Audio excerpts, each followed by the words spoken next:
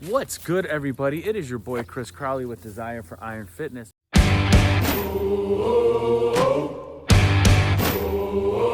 We are 2 weeks into going from this whole marathon training, which has been fun, but I'm glad it's over for a minute, back to the natural bodybuilding thing. And I'm going to talk about what I learned first, some of the really cool things I've learned, talk about things that have been challenging, and then putting it all together. All right, now look, something that I've learned is perhaps what I was considering training to failure wasn't even close. All right. I've been getting a little bit too tied up in this whole Dr. Mike Israetel and Greg Doucette and Jeff Nippard stuff on the internet. And I shouldn't, because, you know, I don't know any of those guys. I met Dr. Mike Israetel once at the Arnold Classic. I don't know Jeff Nippard from Adam. But I've been watching this whole science-based stuff and the gym bro stuff, right? And it's like, oh my gosh, it's crazy. But gotta hand it to Greg Doucette. I've been watching his videos about the training to failure stuff, and of course, I'm a huge advocate of that. But I'm like, watching his set, I'm like, ooh, my failure is his warm-up. So that has been eye-opening, and I'm very thankful for having watched at least that video.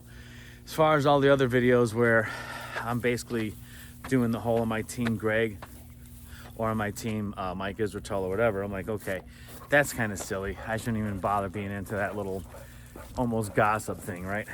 Anyway, something, like I said, at least learned a little bit more about what taking something to failure is, and today's workout was pretty cool.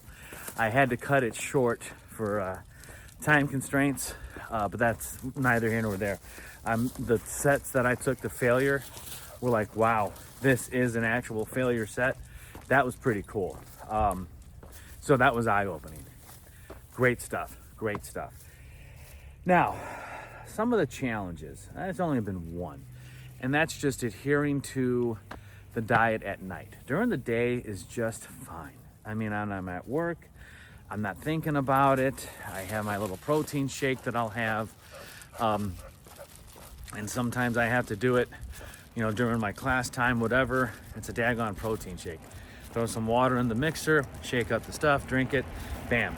And then my lunch is always the same. It's rice and ground turkey. Unless I'm on my low carb day, then it's just a ground turkey or maybe ground beef or ground chicken, all right? That's been fine. It's evening time when it's time to relax. And for some reason, I have to equate relaxing with having a libation or two or three. And it's like, Chris, you don't need it, bro. Find something else. Because it's like those calories you just took in just negated all the hard work you did all day. So it's like, yeah, you might have built a little bit of muscle, but now you've done nothing to help you lean out. It's like, fuck. It's very frustrating. So I have to come up with something else to relax with. And I just got to start today. I got to quit pussyfooting around and going, oh, I'll start it tomorrow where I won't be stupid. No, it's got to start today because I'm getting really mad at myself. I work really hard. I know what I want to look like. I know what I want to achieve. I know what I can achieve. And then I ruin it all in literally a matter of 45 minutes. So I got to figure it out. And it just is what it is. All right. Now, what are the things that I've learned? What are the things that have been pretty cool? The cardio. Over the years, my cardio was not necessarily intense. It would be the low impact, steady state cardio, but I would be on a treadmill. I'd have that boy ramped up and I would be a pool of sweat when I'm done. And so what kind of was concerning is I was using my dog walks as my cardio because, well, it's walking. So, all right, cool. Thing is, as you've noticed already from the constant stopping, I'm not really walking any sort of real steady state because sometimes these dogs like to take their little sniff breaks all the freaking time. And you can see right now, and pulling me over here for no freaking reason whatsoever. I'm getting frustrated for no reason. And then we move back on. Well, that's not doing much for the whole zone 2 heart rate. Zone 2 heart rate. It's basically, I don't know, I probably don't know if my heart rate's going up much at all. So I'm like, okay, here we go. we got to get up even earlier. So let's get up earlier. Let's hit the treadmill at the gym, and then get home, give the dogs a shorter walk, then move on. But I reached out to my coach on that because I'm starting to think of myself as I'm stressing. There's only so many hours in a day. I can't do that and then, go to work, walk the dogs, and go home, blah, blah, blah. And he's like, get out of the runner's mentality, which, okay. He's like, just worry more about the steps, the step count, if you will. I said, okay, well, do you also maybe want me to have weighted backpack walks like we've done in the past, or just walk normal? Just walk normal. And honestly, that has been such a relief and a weight off my shoulders, pun intended, all right? Some of the stuff that I've been doing, I think has been taking a somewhat of a negative toll on my body as far as wearing me down, and that's definitely one of them.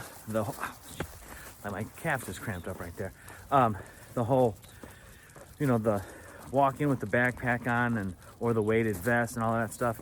Yeah, it's great. All right. And I will do it because I think you need to have that kind of physical toughness. But doing it as often as I was doing it, I think was beating me up pretty bad. My shoulders were hurting really bad. Back was hurting badly. And it's like, okay, what am I gaining out of doing this? And I couldn't really pinpoint anything. I think I was trying to see if I could become the next David Goggins. And I think David Goggins is just a unique creature who I have a lot of respect for.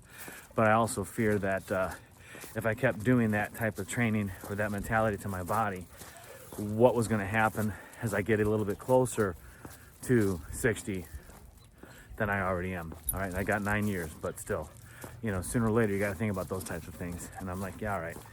I'm glad that we were doing that.